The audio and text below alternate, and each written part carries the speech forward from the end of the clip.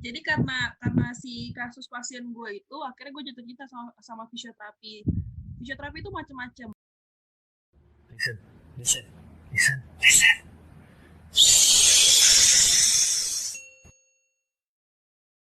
Halo healthy people, balik lagi sama kita di sini. Selamat siang, malam, pagi, apapun atau yang lagi mau sahur atau yang pun yang lagi mau buka. Ya, balik lagi sama aku Sasa di sini. Ada pria ganteng yang dengan rambut baru saat ini ya. Iya. Halo people. Baik lagi sama gua Paul. Biasa model baru biar nggak panas. Biar nggak panas. Iya, biar nggak panas. Ya, nggak boleh panas di itu. Nah, kita hari ini nih kedatangan wanita cantik ya, teman-teman. Wanita cantik yang sangat luar biasa. Kita undang hari ini khusus banget supaya nemenin healthy people. Oke, siapakah dia? Perkenalan diri dong. Hai. Ya, gue Mary. Udah gitu doang. Mary aja. Ya nama panjangnya sih Mary Veronica. Biasa dipanggilnya Mary. Terus apa lagi? Status single, double, triple mungkin ya. Saat ini single. Oke. Jadi kalau ada yang mau daftar buat Mary, tolong cek komen di bawah ini ya. Oke. Daily activity-nya. Ya, kalau gue biasanya sih gue kerja di puskesmas sebagai fisioterapi. Udah 3 tahun. 3 tahun ya. Cukup lama. Oke. Puskesmas sebagai fisioterapi. Sebenarnya ini gue baru cukup dengar nih Mer, karena rata-rata jarang puskesmas yang punya layanan fisioterapi. Betul. Jujur ya gitu ya. Nah, betul karena yang gue tahu kebanyakan fisioterapi tuh kalau nggak klinik rumah sakit. Ya, atau mungkin di ada yang hire di Mega Gym biasanya kalau fisioterapi itu. Benar. Ya, bener banget. Gitu. Ya, jadi ini menarik sih ya, puskesmas tapi ada fisioterapi ya. Betul. Kalau ini boleh nggak ya kita, itu puskesmas mana sih? Itu orang-orang kayaknya mesti tahu. Ya, gue di Puskesmas Kecamatan Matraman. Untuk informasi juga sih, memang se-Jakarta Timur ya, khususnya itu memang cuma ada 3 puskesmas yang ada fisioterapinya. Matraman, Cipayung, dan Ciracas. Puskesmas kecamatan lainnya emang nggak ada sih, karena memang kebutuhannya sih yang di 3 kecamatan ini tuh membutuhkan fisioterapi gitu. Alasannya kenapa bisa ada? Kenapa tuh? Ya karena alasannya di RSUD-nya itu sendiri kan udah ada fisioterapi sebenarnya. Jadi susunan dari layanan kesehatan itu tuh pertama paling rendah itu kan puskesmas kelurahan ya. Di masing kelurahan itu diatasi oleh puskesmas kecamatan. Di atasnya puskesmas kecamatan baru ada RSUD, Rumah Sakit Umum Daerah. Nah, di 3 kecamatan yang tadi aku sebut itu RSUD-nya, fisioterapinya banyak yang daerahnya jauh gitu loh, kurang terjangkau gitu. Jadi makanya ditempatkanlah fisioterapinya ke kecamatan juga. Dan keluhannya pun di daerah 3 puskesmas ini banyak gitu, makanya dibuka. Nah, keluhannya paling sering apa tuh? Keluhan yang paling sering sih umumnya tuh kayak sakit pinggang, itu paling banyak sih. Terus kalau untuk usia lansia gitu tuh pasti nyeri lutut. Iya betul. Banyak banget soalnya yang nyeri lutut. Ada juga sih beberapa yang usia produktif tuh lebih ke ankle, frozen shoulder. Tunggu. Apa? Tadi ada merek es krim ya? Frozen apa? Apa? Frozen shoulder. Dia kaku bahu. Biasanya kaku bahu. Kirain itu. Kirain tuh merek shampoo itu loh. Yang itu boleh gak sih disebut? Sorry. Nggak apa-apa, siapa tahu nanti sampo tersebut mau mengendorse kita. Perlu di-endorse, perlu di-endorse. Perlu model rambut sebagai iklan shampoo-nya. Oke, ya ini menarik nih. Sebenarnya mungkin banyak orang yang mungkin masih nggak tahu ya fisioterapis itu apa, gitu ya. Karena ini sekarang itu mungkin fisioterapis, aku nggak tahu nih ya. Ini juga meskipun aku juga nakes, tapi kadang-kadang suka simpang siur kan. Dan anggaplah aku awam ya, aku nggak tahu gitu. Nah, apa bedanya fisioterapi sama sekarang tuh kan lagi lagi banyak booming ya atau lagi banyak hype ya di zaman sekarang, apa namanya, chiropraktik.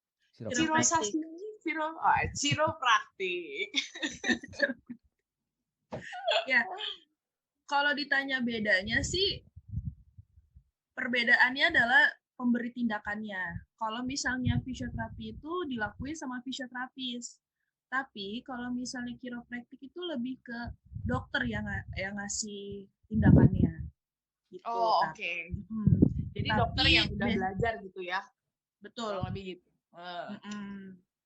Tapi basicnya kita sama-sama belajar tuh tekniknya. Berarti nggak ada kemungkinan juga seorang fisioterapis itu bisa melakukan chiropraktik. Betul. Bisa juga sih Bang, cuman regulasinya untuk pemberian tindakan itu tidak diberikan kepada fisioterapi, lebih diberikan kepada dokter. Okay. Regulasinya sama aja kayak mungkin ya kita ada kompetensinya dokter umum, ada kompetensinya dokter spesialis, mungkin kayaknya kurang lebih seperti itu deh, gitu ya. Kalau ada yang kompetensinya sebagai tenaga memang teman-teman fisioterapis, ada yang mungkin tenaga yang chiropraktik ini untuk dokter-dokter mungkin yang memang sudah sekolah di bidang tersebut lah ya, kurang lebih seperti itu. Nah, aku tuh pernah lihat ya beberapa video gitu ya, biasa ya kalau kita kan sekarang udah dengan era digital gitu, banyak di YouTube gitu ya. Kalau model-modelnya fisioterapis atau yang terkenal dengan si chiropraktik ini tuh terkenal banget dengan membunyi-bunyikan badan gitu ya, kretek-kretekin badan gitu kan. Kayak sering banget tuh kalau pernah nonton nggak lu kok videonya? Tahu ada. Itu orang tuh bisa ditekuk-tekuk badan terus kretek-kretek gitu kayaknya. Tapi kalau udah bunyi kretek-kretek gitu kayaknya tuh enteng banget badan. Nggak tahu Iya, sugesti atau apa kayaknya ya, tuh nggak kayak tahu sugesti atau apa. satisfying gitu. Satisfying.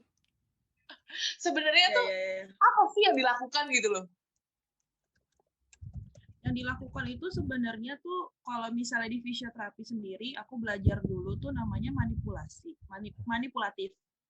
Jadi kayak misalnya contohnya kayak ruas tulang belakang, antar segmen itu tuh sebenarnya bisa digeser kemana-mana gitu kan.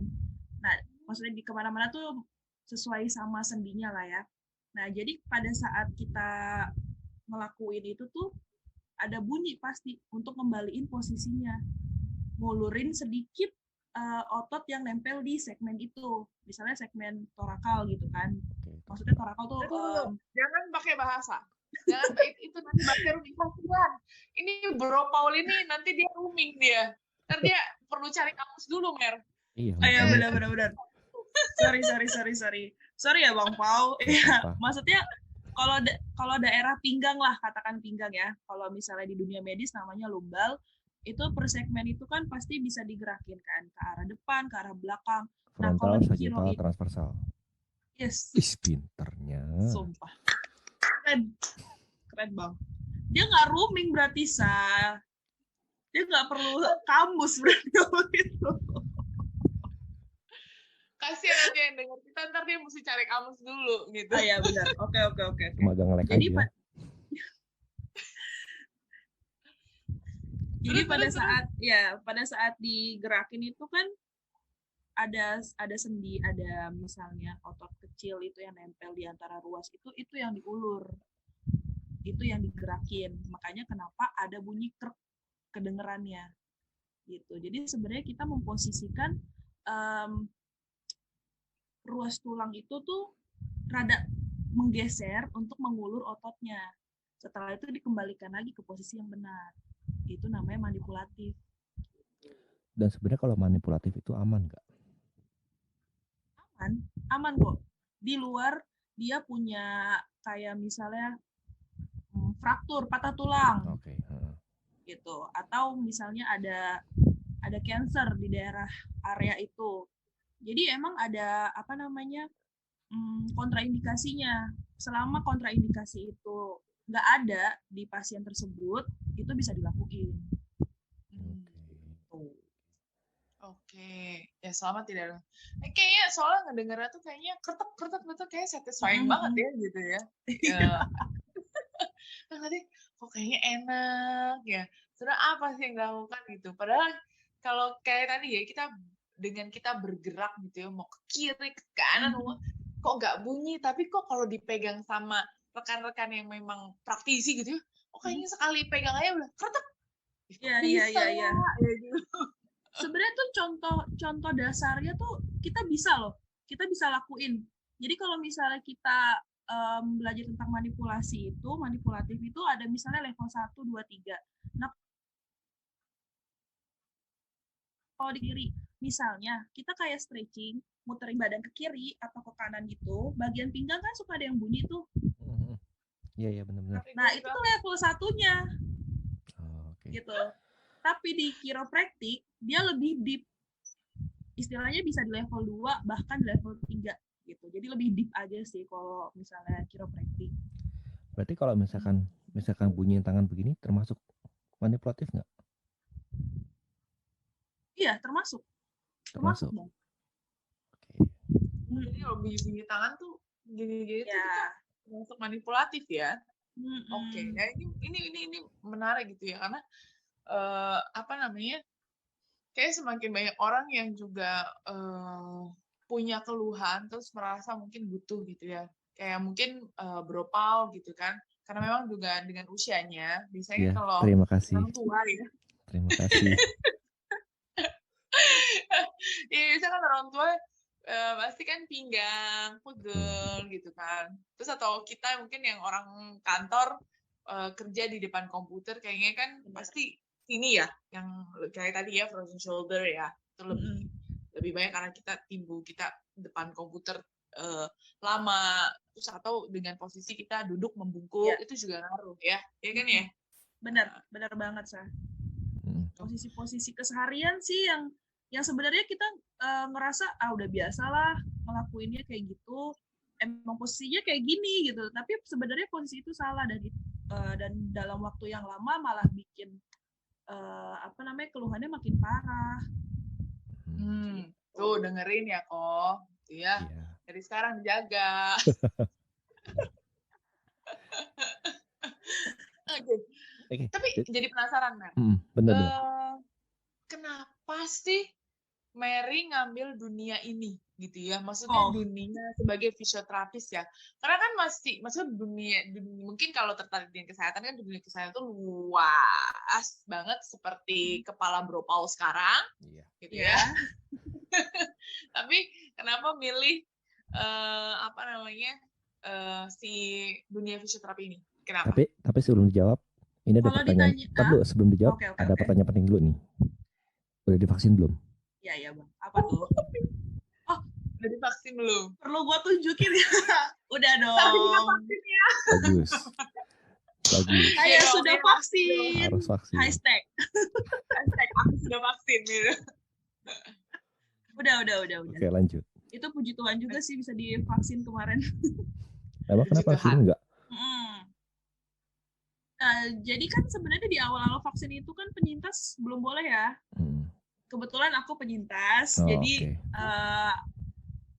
jadi memang gilirannya diintar duluin walaupun nakes gitu. Kan di awal kan memang diutamakan yang belum pernah sama sekali nakes tanpa komorbid gitu. Oke, ini nanti kita bahas nanti. Pertanyaan dijawab dulu. Kenapa pilih dunia fisioterapi? Itu nanti bisa kita jawab. Bisa kita bahas. Oke. Kalau ditanya kenapa, ini jadi cerita sih Bang Sah. Gak apa-apa. Karena awalnya gue nggak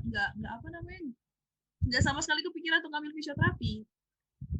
Jadi tuh awal lulus SMA, gue ditawarin untuk coba untuk daftar polwan karena bokap basicnya kan polisi kan. Oh, oke. Ya, jadi ditawarin untuk iya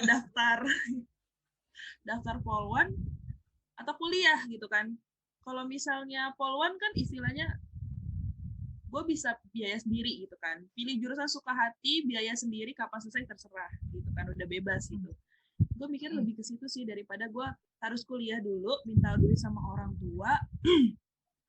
Terus kalau misalnya keteteran masalah lagi tentang biaya, pembiayaan lebih ke biaya waktu itu, dan tetap masih di rumah gitu. Gue mikirnya gue dari dulu pengen banget ngerasain ngekos karena belum pernah kesampaian gitu. Jadi gue mikirnya, ayo udahlah gue daftar dulu gitu, daftar polwan waktu itu. Terus nyoba 1 kali ternyata gagal, akhirnya bokap kayak kasihan liat gue, ya udahlah kuliahlah kamu gitu kan. Nah, pasti dia pura-pura tuh. Pura-pura ya bang ngeliat gue kasihan ya. Enggak lah, itu seriusan. Iya, akhirnya ngeliat gue kasihan, bokap akhirnya nawarin gue untuk kuliah. Terus gue ngambil tuh jurusan HI sebenarnya. Hubungan internasional ya? Betul. Bukan hotel di kampus Indonesia ya? bukan. Di kampus swasta lah di Jakarta. Nah, pas gue daftar, nenek gue tahu gue ngambil HI. Nenek gue tuh orangnya ya lumayan masih kolot lah ya. Dia mikirnya masih dunia yang harusnya kita geluti itu kalau mau cepet kerja tuh harusnya kayak angkatan, kesehatan, kayak gitu kolot banget kan sebenarnya gitu loh. Iya. Jadul banget itu. Pas tahu gue ngambil HI, nenek gue tuh kayak, kamu mau ngapain lulus HI? Kayak gue sendiri nggak tahu lulus HI mau ngapain. Terus ditambah pertanyaan nenek gue kayak gitu, jadinya gue berpikir sejenak. Singkat cerita akhirnya gue pindah lah ke bagian kesehatan. Waktu itu dibilangnya ya udah ngambil aja kedokteran, kalau enggak ngambil keperawatan lah, setidaknya itu masih dunia kesehatan kan gitu kan. Gue kayak mikir, aduh kedokteran tuh enggak banget, gue nggak mau, sorry Sa. Gue nggak mau, gue bisa ubanan sebelum waktunya kayaknya. Orangnya frontal banget Sa, ngomong kedokteran di depan dokter. Tapi kenyataannya kok. Iya, saya mau itu kenyataannya. Gue yang gue rasain saat itu adalah gue nggak mau kedokteran. Bahkan di SMA sebenarnya gue bisa masuk ke, dulu kan kelas 2 ya, bisa masuk IPA. Tapi gue bilang ke guru BP gue mau IPS aja. Bu, saya mau IPS. Karena gue benar-benar kayak gue nggak mampu kimia, gue nggak mampu fisika, biologi oke, tapi yang 2 itu gue nggak bisa. Gue udah nyerah sebelum perang coba Sa, ya ampun. Ya udah, singkat cerita akhirnya gue pindah ke kesehatan, tapi gue masih bingung jurusan apa. Akhirnya tante gue lah yang nyaranin, udah fisioterapi aja. Tuh gue nggak tahu tuh fisioterapi apa awalnya. Yang jelas itu bagian kesehatan, masih kayak anaknya kedokteran di kampus itu. Terus gue ngejalanin itu 1 semester dan gue akhirnya mengulang 1 mata kuliah. Amazing. Ngulang kita bilang. For your information nih ya, mata kuliah yang gue ulang adalah mata kuliah inti. Sasa pasti tahu sih, anatomi. Bang, anatomi tuh gue mesti masuk kamar mayat loh. Oh ya? Tapi akhirnya setelah belajar anatomi berhasil kan? Iya sih Bang. Cuman ngejalaninnya kan gue awal tuh gue ambil D3 ya, D3 fisioterapi. Gue ngejalanin 2,5 semester itu gue ngerasa kayak, di gue kuliah apa sih? Gue nggak masuk otak. Gue bener-bener baru jatuh cinta sama fisioterapi tuh di semester akhir. Pada saat gue nyusun tugas akhir gitu. Di situ gue dapet pasien yang gokil banget yang gue angkat kasusnya untuk tugas akhir gue. Disitulah baru gue menemukan, wow, ternyata fisioterapi tuh nggak sempit loh. Ternyata fisioterapi tuh nggak yang melulu pijit-pijit kata orang, iya kan? Nggak jadi tukang pijit gitu ya? Iya, bener. Nggak melulu tentang pijit, nggak melulu tentang Ya pokoknya yang orang umum pikir tuh sepele banget itu, elah nggak usah kuliah juga bisa gitu. Enggak, ternyata nggak sesempit susah. itu. Nggak sesempit itu, betul banget gitu. Nggak apa-apa, Mer, bagus. Saya juga menangis saat belajar anatomi. Jadi tenang, kamu tidak sendirian. Iya ya, aduh bener-bener deh tuh. Bahkan gue setelah lulus dari D3 itu gue berpikir kapan gue bisa lanjut D4. Karena gue mulai cinta sama fisioterapi ya malah akhir-akhir inilah. Bisa dibilang nggak dari awal. Dari awal tuh bener-bener kayak, aduh ini apa sih, kayak gue pengen give up sih awal-awal. Tapi ya luckily you are not give up. Yep. Ya, sekarang ya lo ada di sini. Terbayarkan. Ya ada di sini dong, kalau ada di sini serem amat. Iya. Ya benar ya. Apa pasien yang waktu itu membuat lo tuh jatuh cinta, Mer? Oke, waktu itu gue ngambil pas D3 itu gue ngambil kasus tentang gue lupa sendiri ya kasus gue ya. Tentang respirasi. Tentang respirasi yang dia kena TB gitu. Akibat TB, jadi parunya itu harus dimasukin selang. Gue lupa lagi namanya apa. KWSD? Yes.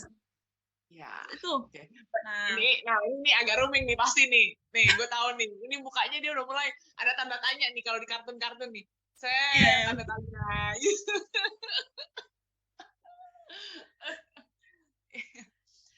Ini sedikit ya, ini selintas aja ya Bro Paul dan teman-teman. Jadi kalau misalnya mungkin ada beberapa pasien TBC kan itu kan berhubungan dengan fungsi paru-paru. Dimana kalau mungkin TBC-nya tingkat keparahannya itu ya cukup parah lah ya, kita anggap seperti itu. Ya, jadi dia akan mengalami penurunan fungsi paru-paru sehingga yang tadi kita bisa napas paru-paru itu bisa mengembang dengan sempurna gitu. Nah mungkin pada saat ini si pasiennya itu nggak bisa melakukan kapasitas, si paru-parunya ini punya kapasitas itu udah berkurang lah, kerjanya udah capek lah kasarnya gitu.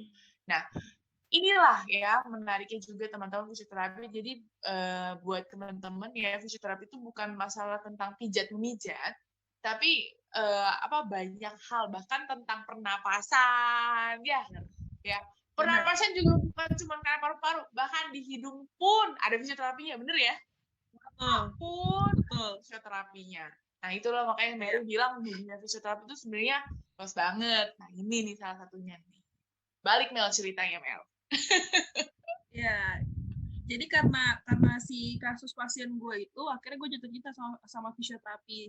Fisioterapi itu macam-macam. Ada untuk pernafasan, otot, sendi, tulang, orang tua, anak-anak, sampai ibu hamil juga bisa di fisioterapi. Oh iya, benar ada, betul. Nah, basic. Jadi semua aspek kehidupan dari dia baru kebentuk sampai istilahnya menuju akhir hayat tuh bisa di fisioterapi. Bahkan ada fisioterapi juga tentang bicara, ya, betul ya? Benar. Iya, aku tahu. Iya. Semua yang nggak bergerak tuh digerakinnya sama fisioterapi. Secara umum. Betul. Ya, jadi kalau misalnya kayak aku pernah dengar juga ya, ini koreksi kalau salah ya. Pernah dengar juga kalau misalkan untuk anak-anak yang mungkin berkebutuhan khusus ya, yang mungkin ada kelainan pada saat kelahiran yang menyebabkan mereka mungkin kesulitan secara motorik ya, kesulitan berjalan atau kesulitan memegang sesuatu, atau bahkan untuk anak-anak yang mungkin kesulitan bicara, itu justru teman-teman fisioterapi lah yang banyak membantu ya gitu.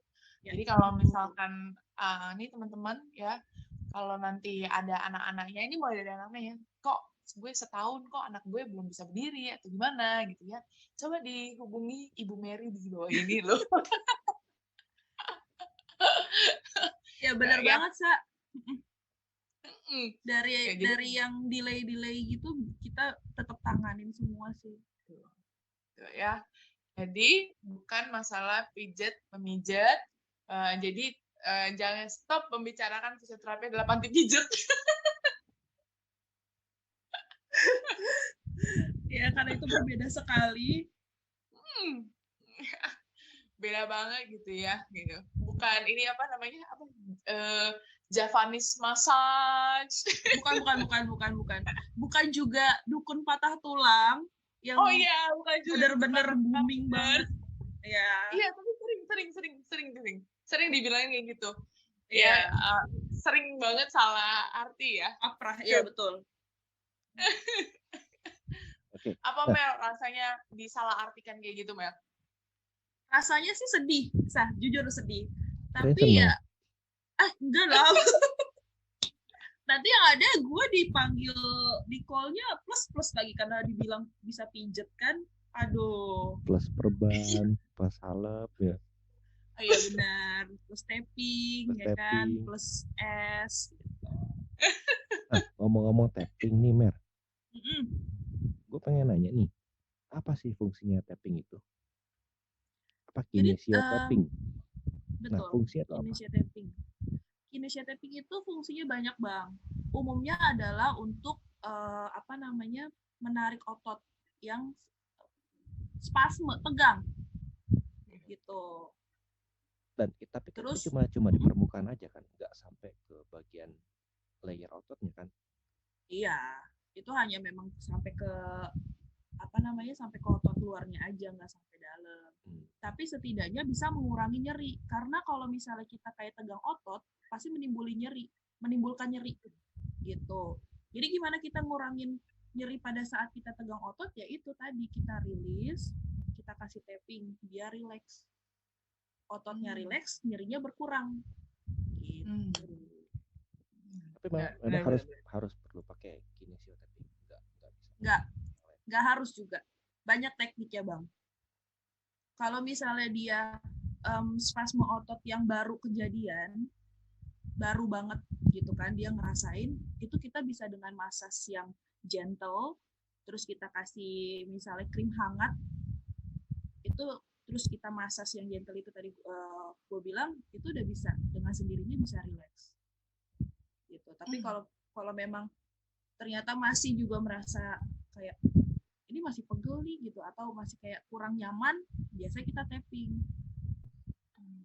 untuk nambahin biar makin ngejaga gitu loh. Kan itu nempel terus kan sama kulit. Jadinya bisa ngomong-ngomong yang si tadi tapping dan hangat-hangat ini ya, gitu ya. Tadi ada kan suka tuh ada hot and cool ya. Maksudnya ada terapi yang menggunakan panas. Ya, benar ya. Ada krim yang maksudnya ada tadi kan ada pemberian krim supaya dia hangat, supaya dia nyaman, tapi ada juga pemberian dengan dingin gitu ya, entah dengan es atau dengan kompres air dingin dan segala macam. Sebenarnya bedanya apa sih tentang si hot and cool ini? Ya, kalau misalnya aku salah koreksi lagi ya, Sa. Kan gue yang nanya nih. Kan gue yang nanya. Oke. Karena gue ngeri-ngeri sedap nih. Kalau misalnya ternyata ada kesalahan di gue juga kan gue takut gitu loh. Cuman perbedaannya si hot dan cool ini, kalau misalnya kita pemberian yang panas, biasanya untuk daerah-daerah yang kaku otot, khususnya otot lah ya yang kita bahas ini, tanpa ada memar, tanpa ada luka gitu. Tapi kalau misalnya dia ada memar, itu kan biasanya kan kita kebentur, itu pasti ada bengkak dong. Kita kita tegang otot juga ada bengkak, tapi bedanya adalah bengkaknya si benturan itu ada memar. Tapi kalau bengkaknya si kaku otot itu nggak ada. Nah, kalau ada memar itu pakai es. Gitu. Tapi kalau misalnya dia kaku ototnya nggak ada si memar biru itu baru pakai hangat. Ya, itu ya bedanya ya hot and cool ya teman-teman. Kalau dia hot, ya berarti itu seksi gitu ya. Kalau dia cool, misterius gitu. Oke. Karena sikapnya dingin seperti dia. Jadi gini, memang ini banyak nih ya, seputar fisioterapi itu luas banget. Nah, sebenarnya bidang fisioterapi yang Mary ambil itu lebih konsentrasinya yang mana sih, Mer? Itu. Atau benar-benar sejauh ini sih karena penempatan aku balik lagi ya, lagi-lagi adalah di mana kita ditempatkan gitu. Di puskesmas itu benar-benar keluhannya general sih. Gitu. Jadi kalau mau milih atau gue megang lebih banyak yang mana tuh nggak ada karena semuanya ada. Gitu. Kayak misalnya sakit pinggang. Sakit pinggang itu kan sebenarnya macam-macam ya, Bang Pau. Jadi sakit pinggang itu ada akibat otot, akibat sendi, akibat syaraf, penjepitan syaraf biasanya kita taunya, terus juga pergeseran tulang gitu. Tapi karena di puskesmas untung usia nggak termasuk ya. Itu biasanya berikutnya. Oh ya benar. Tapi umur kita tanya sih biasanya setelah itu, usia berapa Pak? Usia 55. Ya iyalah gitu kan. Posturnya udah mulai. Iya. Jadi wajar banget kalau ngalamin nyeri pinggang di usia lansia itu. Nah, balik lagi yang tadi tuh, karena memang di puskesmas baru penanganan yang umum banget, awal banget, jadi keluhannya pun masih yang umum gitu loh. Jadi kalau misalnya dia sakit pinggang, kita nggak tahu, bukan nggak tahu, mereka nggak bawa hasil ronsen, biasanya tuh kita langsung diagnosa awalnya tuh cuman low back pain atau nyeri pinggang. Gitu. Tapi kalau ternyata sudah treatment berapa kali nih, tidak ada perubahan, bahkan sampai nyerinya nggak berkurang, biasanya kita langsung minta untuk si pasiennya ke rumah sakit. Terus kita kasih arahan untuk ke spesialis syaraf. Gitu. Biar bisa dapat penanganan lebih spesifik lagi sih. Oke. Itu ya. Begitu Bro Paul. Jadi ya memang kalau misalkan Bro Paul untuk menjaga kesehatan pinggang, otot tubuhnya gitu. Terima kasih. Karena memang ya rata-rata memang sih ya kalau kita masyarakat umum ya akan banyak punya keluhan, apalagi tadi karena Mary di puskesmas kan. Nah, karena banyak yang kayak gitu, terus juga pelayanannya di puskesmas yang which is memang menyentuh banget banyak lapisan masyarakat. Gimana tuh pas pandemik kayak gini? Itu gimana, Mer? Oh, gitu. Ini cerita sedih sih. Jadi selama pandemi, semenjak kalau nggak salah tuh Maret pertengahan tahun kemarin, kita benar-benar tutup sih, Bang, Jadi kita nggak boleh sama sekali untuk megang pasien, karena fisioterapi itu kan benar-benar langsung nyentuh kan. Benar-benar kita periksa pasien tuh one by one, satu ruangan, dan bisa jadi dia buka baju kalau memang areanya di area tertutup. Nggak coba fisioterapi online, kan lagi zaman sekarang. Gue pernah lihat loh Bang, jadi pernah ada kayak di Instagram gitu, karena si pandemi ini akhirnya online gitu, tapi online-nya gimana? Maksudnya kalau dia butuh alat kayak ultrasound itu kan kayak disentuhi langsung ke kulit gitu kan, yang kayak digosok-gosok itu kalau pernah lihat. Terus jadi transdusernya, alatnya itu kita tempelin ke layar gitu, terus pasiennya naruh di kamera gitu. Gimana online-nya?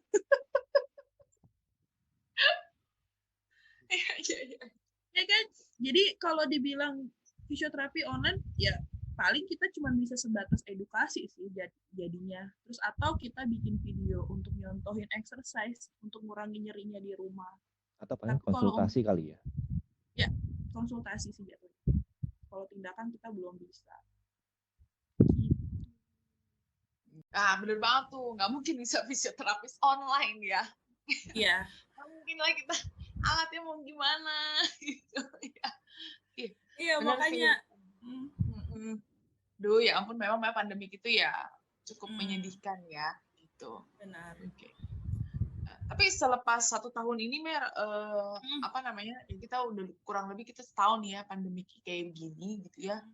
Ada perubahan nggak? Maksudnya kalau kemarin kan sempat tutup, apakah sekarang layanannya udah mulai buka lagi sedikit demi sedikit, apalagi kita udah program vaksin udah mulai jalan ya, gitu ya. Maksudnya udah beberapa lama ini berjalan, itu gimana Mer pelayanan yang sekarang? Ya sejauh ini sih kalau misalnya fisioterapi di Indonesia sendiri ya, itu sebenarnya udah mulai buka dari kurang lebih bulan September atau Oktober tahun lalu sih, Cuman memang lagi-lagi terhambat karena APD waktu itu ya.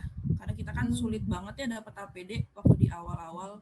Bahkan bukan hanya untuk tindakan fisioterapi aja, di asesmen awal aja nih baru datang pasien aja kan harusnya kita punya APD kan, tapi kita benar-benar kayak nggak ada sama sekali. Nah makanya dari itu akhirnya dari IFI-nya sendiri, Ikatan Fisioterapi Indonesia pun akhirnya memilah yang mana yang bisa di fisioterapi, yang mana yang tidak bisa di fisioterapi. Gitu. Memilah dalam arti gini, kalau misalnya di satu rumah sakit itu, ini ngomongnya keseluruhan ya. Betul. Kalau misalnya di rumah sakit itu sudah memadai APD-nya, fisioterapinya diperbolehkan untuk menangani pasien-pasien yang membutuhkan tindakan fisioterapi. Tapi lebih ke waktu itu masih dirawat inap. Oh. Gitu. Okay. Barulah naik level ke ruangan-ruangan ICU. Ya, betul. Nah, karena COVID ini kan berhubungan dengan pernafasan kan ya. Nah, betul. Balik lagi tuh fisioterapi itu bisa nanganin semuanya termasuk di pernafasan. Barulah kita membuka untuk menangani pasien-pasien COVID gitu. Jadi fisioterapi sudah ada yang menangani pasien COVID langsung di ruang fisioterapi di ruang isolasi. Iya. Caranya gimana tuh? Caranya gimana? Ya, caranya itu pertama pasti kita pakai APD lengkap sih Bang, sesuai sama yang sudah dianjurkan WHO. Level berapa kita harus pakai di ruangan yang untuk di pasien yang ya di pasien-pasien COVID itu. Nah, caranya itu ya dengan latihan pernafasan. Gerakan-gerakan yang memang bisa membuka rongga dada. Gitu. Latihan nafas. Terus kalau misalnya memang kayak misalnya kan ada yang alat bantu ya, kalau di bagian ICU gitu kan nggak bisa dong dia latihan nafas sendiri, itu biasanya dibantu. Istilahnya tuh kita kayak bantu miring kanan, miring kiri, terus digerakin tangannya, terus di bagian-bagian segmen dadanya tuh ada yang kita kasih tekanan sedikit untuk kayak stimulasi untuk masukin oksigen. Oke. Gitu. Salah satu gerakannya untuk kayak mungkin melegakan rongga dada itu kayak gimana, Mer? Misalnya nih kita mau ngelatih paru bagian depan, bagian atas. Itu kan segmennya banyak ya. Ada depan, ada belakang, samping kanan kiri. Terus yang kanan misalnya kita mau latih sebelah kanan ini, udah kita cuma tinggal tarik napas, terus tarik napas yang dalam. Buang yang panjang tapi sambil gerakin tangannya ke atas. Balik lagi. Jadi tarik nafas yang dalam, tarik nafas dalamnya itu masih diem pada saat buang, baru kita angkat tangannya. Oke. Jadi Pak, ini tarik nafas dalam, mau buangnya itu baru angkat tangan. Iya. Berarti rongga dadanya kebuka dong ya? Yep.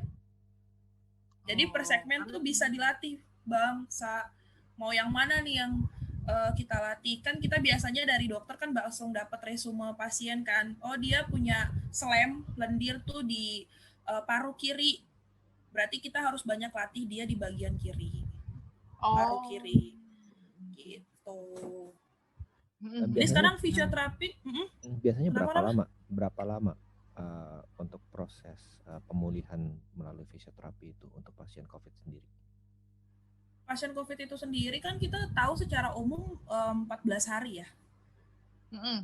Tapi waktu pengalamanku, temanku ada yang di Wisma Atlet, dia udah 14 hari tapi CT-nya, nilai CT yang setelah swab itu dia masih di bawah 35, belum boleh juga pulang, dinyatakan dia belum sembuh COVID, harus di atas 35 baru dia boleh pulang. Kalau dibilang untuk sembuhnya COVID itu kurang lebih yang 14 hari lebih sih. Ya, Bang. COVID ini lama intinya segitu ya. Iya, lama. Tapi untuk tindakan fisioterapi itu sendiri, selama dia masih ngerasa sesek itu masih harus diterusin latihannya. Kalau misalnya 2-3 hari dia udah enakan, paling gerakan biasa aja.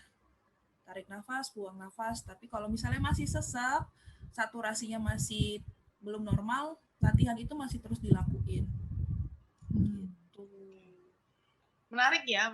Soalnya memang betul tadi, apalagi kalau misalkan di ICU kan agak susah tuh ya. Apalagi kan berarti sudah mengalami penurunan fungsi pernafasannya gitu ya. Apalagi ya benar tadi ya, ada di rumah sakitku juga kalau pasien-pasien yang post ventilator terutama, nah itu perjuangan banget tuh teman-teman akan harus melatih pasien ini supaya dia bisa kembali pada fungsinya yang semula gitu ya. Gitu. Dan itu memang jujur ya, ini sedikit curhat. Sebenarnya selama masa pandemi, selama aku juga menghadapi pasien-pasien masa COVID ini, tenaga-tenaga fisioterapis itu berkurang. Susah nyarinya, serius.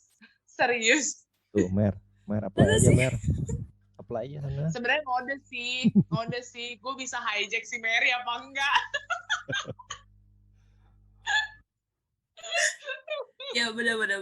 Karena bahkan sebenarnya bukan hanya fisioterapi yang berkurang ya, menurut gue dari perawat pun, terus petugas teman-teman kita di lab pun berkurang sih. Selain memang mereka kena COVID juga, terus sampai ada yang meninggal segala macam kan, dokter juga banyak ya, akhirnya mereka sendiri pun ada beberapa yang harus mundur. Pernah dengar nggak sih, ya kan? Entah itu dari usia yang... Bentar, mundur dalam artian dia istirahat sejenak atau dia resign? Nah itu, ini mau aku jelasin Bang. Nah, jadi kan ada bahasanya agak-agak ambigu ya. Ya benar. Ya, jadi tuh ada yang mungkin mundur dalam arti dia sudah usia Bang. Gitu, dia merasa gue nggak mampu lagi nih, gue harus mundur. Ada yang resign. Pensiun dini lah ya. Ya itu dalam arti ada yang resign juga, bisa ada. Terus kedua, kalau misalnya dia punya komorbid kan, bisa jadi dia mempensiun dinikan dirinya gitu, daripada dia kayak istilahnya mati konyol gitu. Tapi walaupun begitu memang banyak juga yang akhirnya bertarung juga, bodo amat gue punya komorbid, gue mau nyembuhin orang-orang ini, virus ini mesti habis, jadi gue maju. Ada juga yang kayak gitu, banyak malah. Tapi itu tadi, berkurangnya pasti faktor-faktor itu sih. Bener banget itu. Jujur susah, dan selama pandemik ini ya alat-alat fisioterapi, padahal gue baru beli alatnya, terus abis itu pandemi kayak belum dipakai, masih baru. Oh iya? Iya sih, alat-alat di ruangan gue pun akhirnya terbengkalai. Waktu gue kena ya tahun lalu itu Agustus, gue kena, terus gue benar-benar ninggalin ruangan gue dengan alat-alat itu kan, cuma dicabutin doang sama CS, abis disemprot disinfektan tiap hari, terus dicabutin doang kabelnya, kan gak ada sama sekali maintenance untuk merawat alat itu kan, bahkan nyalain aja mereka nggak bisa gitu loh. Gue kayak kepikiran gitu loh, aduh rusak nih, udah nggak murah belinya kan, aduh rusak nih, kayak mikirnya gitu. Mahal. Alat-alat itu teman-teman tahu itu mahal banget, dan itu kita dan nggak banyak di Indonesia ini produsen, bukan produsen ya, pembuat, namanya importirnya distributornya tidak, maksudnya bukan yang berjamuran di mana-mana gitu ya. Bener, itu yang banget. Sulit gitu. Nah, waktu mau beli alat ini aja tuh udah banyak, maksudnya pertimbangannya waktu itu aku udah banyak lah gitu. Akhirnya kami beli, terus nggak lama beli, pandemi. Belum gue buka unit fisioterapi gue udah kena pandemi. Sabar ya, Sa. Ya ampun. Sabar ya, coba deh. Sabar ya, bentar lagi Mary kesana kok. Oh iya. Aku ACC. Iya loh, padahal di tempat aku tuh maksudnya aku tuh udah nyiapin gym. Maksudnya gym yang buat gym buat pasien. Terus maksudnya alat-alatnya tuh udah aku udah mikir nih, gue pengen gymnya nanti konsepnya kayak gini. Bukan ala-ala nge-gym yang ini ya. Bukan kayak bukan kayak si dulu. Bro Paul Mega Gym. Bukan kayak gini-gini lah, memang bener-bener emang gym terapi lah ya. Iya, gym ngerti. Terapi gitu. Ya. Terus udah aku setting ruangan-ruangannya, udah ada alat-alatnya. Tadi tuh aku udah mau buka rekrutmen untuk teman-teman fisioterapis kan gitu. Terus pandemi, mau buka gimana? Ya sih, benar-benar mematikan semuanya ya saya. Iya nggak sih Bang? Iyalah pastinya. Iya. Pastinya. Ya, bahkan tempat fitness pun tutup kan? Iya, bahkan tempat fitness aja sempat tutup. Bener banget gitu. Dan akhirnya mereka sekarang online. Sekarang buka pun terbatas. Ya. Bener, online. Mereka juga online lagi. Oh, sekarang fitness online. Oh, fitness bisa online kok. Bisa kalau fitness ke online. Ayo dia. Apalagi apa? Yang pumping lah, yang bisa yang mungkin yang dance atau apalah ya itu yang model-model sama itu kan sekarang semua online ya gitu. Itu masih bisa lah ya. Zumba ya gitu. Ya, itulah memang ya pokoknya sih aku menantikan Mary mungkin ke tempat aku kali ya pas fisioterapi aku buka. Oke.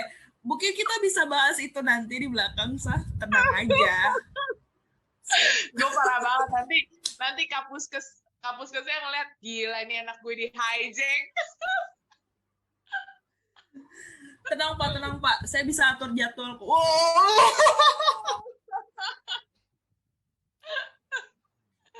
Oke, lanjut lagi. Jadi sebenarnya kenapa lebih milihnya nggak ke klinik aja? Kan kliniknya kan sekarang lebih banyak berjamuran ya, ke klinik fisioterapi itu ya.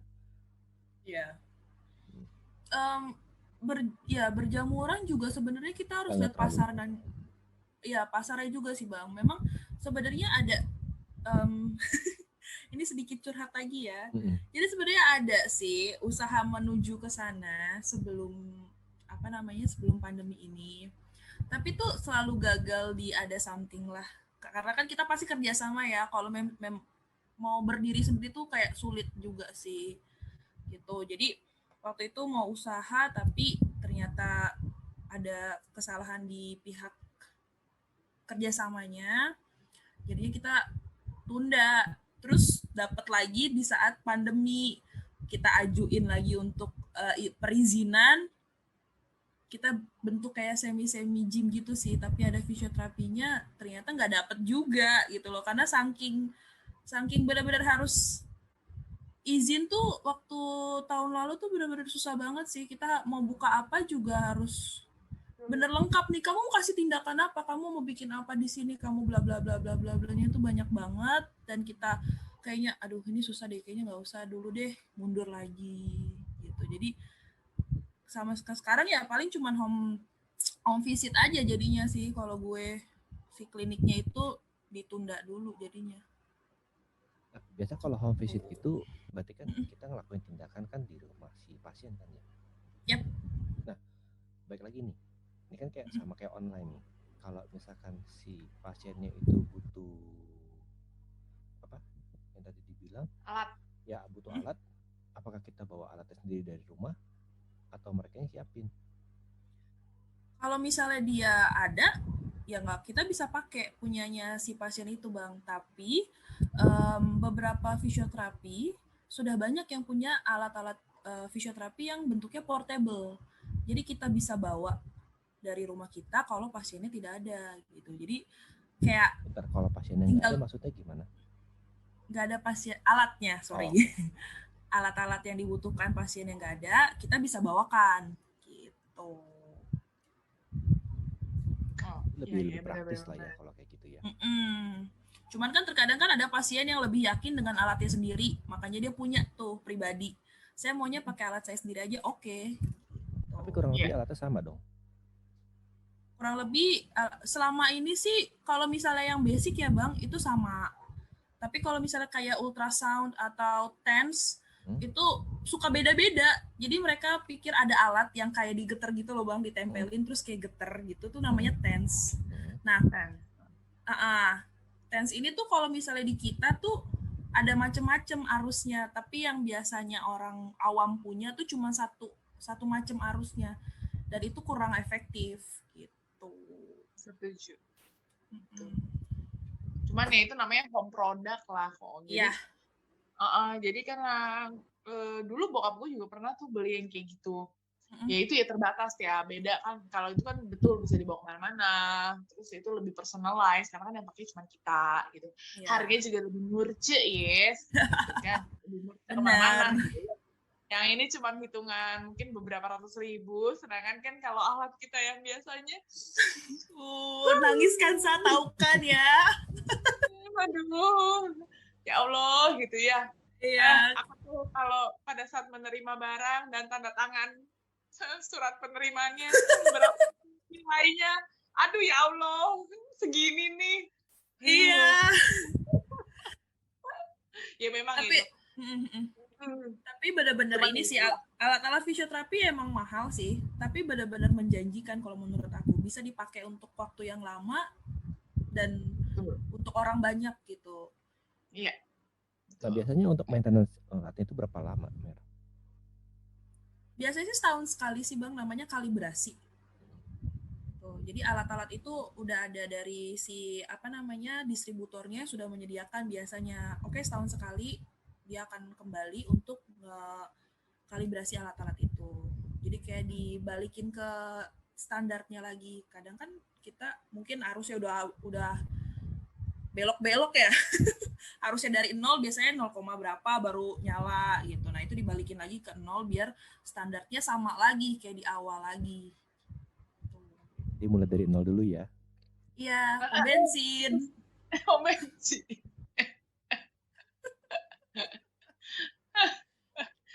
Oke, ya teman-teman. Jadi nanti kalau misalkan mau membutuhkan tenaga home visit untuk fisioterapi bisa menghubungi Ibu Mary. Tapi saya tidak terlalu menyarankan itu ya teman-teman, karena Ibu Mary mungkin lebih cari pasangan hidup gitu ya saat ini, karena Ibu Mary lagi single teman-teman. Jadi saya saya lagi. Tolong leave di komen bawah gitu ya. Di mana lagi Anda bisa mendapatkan seorang terapis cantik gitu kan di rumah Anda loh. Atau itu ruangannya, ruang fisioterapi kapan dibuka, Sa? Kira-kira? Iya. Kamu siap-siap aku hijack. Jadi buat LT people yang mau yang sekitaran ya pokoknya di daerah Jakarta yang pengen fisioterapi bisa langsung nanti tanya aja dokter Sasa ya. Di mana alamatnya. Nanti di situ. Benar. Tunggu ruangan fisioterapi saya buka. Dari sekarang aja udah udah diiklanin. Jadi sounding. Betul. Pokoknya Anda siap-siap yang ada di Jakarta Barat ya, karena saya adanya di Jakarta Barat. Ya, nikmati nanti fasilitas fisioterapi dari kami, Cila. Ya. Direktur gue kayaknya nanti cinta banget nih sama gue. Promosinya, mantap. Oke, baik lagi. Sebenarnya Mer, kendala jadi seorang fisioterapi itu apa sih? Kendala jadi fisioterapi sih, kalau apa ya, aku jadi mikir nih Bang, karena lumayan dalam pertanyaan lu ya. Karena emang dalam. Sebenarnya kalau kendala sih nggak ada ya Bang. Kalau misalnya dari gue pribadi nih ya, kendala tuh paling ya harus niat dulu. Ya nggak sih? Kalau lu nggak niat, lu nggak bakalan bisa gitu. Kayak cerita gue di awal deh, gue mana tahu sih fisioterapi apa, gue juga kayak dijorokin gitu loh. Tapi karena kayak gitu. Iya, udah kepalang tanggung, ya udah. Tapi lama ya sadarnya, 2,5 semester gue baru sadar, di akhir-akhir barulah gue tersadar. Gue harus niatin nih.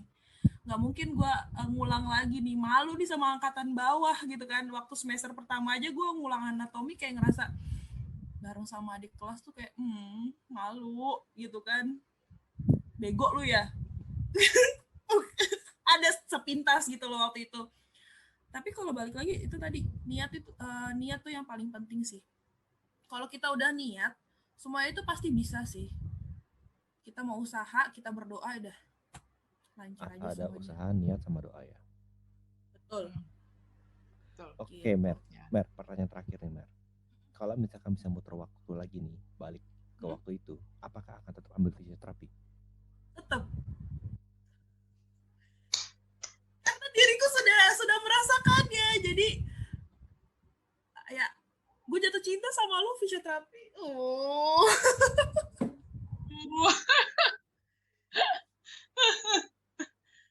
Ya, fisioterapi is my way. Betul, karena gini, sedikit cerita lagi ya Bang, Sa. Jadi bokap gue di tahun 2019 kena stroke. Oke. Jadi bokap gue CVD hemorrhagic, yang 3 bulan tirah baring di rumah sakit, dan bener-bener akhirnya gue bersyukur gitu loh. Ternyata ini loh rencana Tuhan yang udah dibikin untuk gue. Di awal gue susah payah, gue nggak ngerti anatomi, gue harus ngulang bla bla segala macem, nyusun tugas akhir, bokap gue jatuh sakit. Di situ akhirnya gue ngerti tentang dunia medis, dan di situ juga akhirnya gue ngelatih bokap gue sampai hari ini. Makanya gue bener-bener kayak oh, rencana Tuhan bener-bener gue nggak bisa gue kendaliin. Ini loh yang dikasih, sedahsyat itu. Orang kalau temen gue ada yang mengalami hal yang sama kayak gue pun, akhirnya gue bisa sharing gitu loh pengalaman gue. Jadi banyak manfaat ternyata gitu loh. Bukan hanya sekedar gue tahu tentang medisnya, tapi gue bisa sharing pengalaman gue ke orang-orang. So sweet. Iya, jadi the best lah pokoknya. Gue apapun yang, makanya Bang Pau tadi gue secara lantang Bang, gue bilang pada saat gue bisa ngulang waktu, gue akan tetap pilih fisioterapi. Ya tetap, gue bakal tetap Bang. Terhura, aku terhura. Sasa juga gitu kan, Sa? Kalau ngulang gitu. lu tetap sih, benar-benar no regret sih, meskipun pada saat menjalaninya ya gitu ya. Gokil banget, sumpah gokil banget.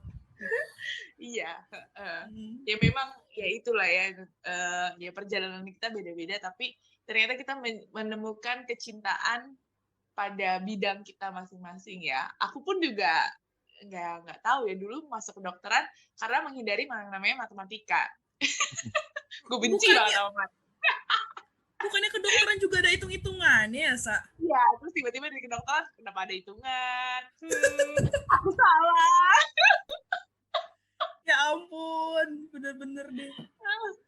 Iya, dan dulu ya fun fact ya, maksudnya cerita sedikit, dulu gue masuk IPA bukan karena IPA gue baik gitu, maksudnya bukan karena nilai IPA gue bagus, enggak, tapi nilai IPS gue merah. Jadi nggak mau gimana pun gue tetap akan ditolak gitu. Ekonomi gue merah, gue nggak lulus. Iya. Gue nggak bisa ekonomi. Terus ya mungkin apa ya, model-modelnya IPS tuh geografi lah, sosiologi, sejarah. Ya, saya merah. Ya, jadi ayo kenapa sih kalau orang-orang bilang kenapa lu masuk IPA? Iya karena IPS gue merah. Ya ampun. Kita kebalikannya ya, Sa. Gue menyerahkan diri kepada IPS malah. Ya, tapi ya sekarang juga no regrets. I love being doctor. Ya, despite of anything lah ya. Itu begitu juga sama Mary. Ya, despite of anything yang udah kita lalui. Yang menjadikan kita saat ini. Ya, jadi ya kuncinya adalah cintai pekerjaan. Bukan cintai usus tiap hari. Baru pengen ngomong.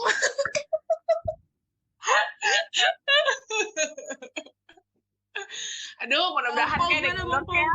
Oh iya, benar sih. Dari tadi kita soalnya udah nyinggung-nyinggung ya, Sa. Kita tuh udah cocok banget tau untuk di-endorse. Iya, cobalah tolong ya, dilihatlah bapak-bapak produser, produk di luar sana. Kami ini bolehlah di channel podcast kami ini ya. Bang Paul mau ini apa? Lu mau endorse apa biar ada yang ini naruh juga? Terserah rencana Tuhan aja. Nice. Mantap. Oke, thank you Mary buat kita ngobrol-ngobrol hari ini. Ini luar biasa banget ya. Jadi dari ini kayaknya ngobrol udah banyak alur ngidul juga kita ya. Ya udah dari A sampai Z balik lagi ke A gitu. Seru sih. Seru. Ya. Jadi mungkin ini nanti bisa kalau teman-teman juga akan ada pertanyaan seputar fisioterapi atau pengen bahas hal-hal lain tentang fisioterapi, leave it in the comment. Jadi kita akan undang Mary kembali ya. Kalau teman-teman senang sama kita pasti senang sih ya. Nggak mungkin tidak senang lah.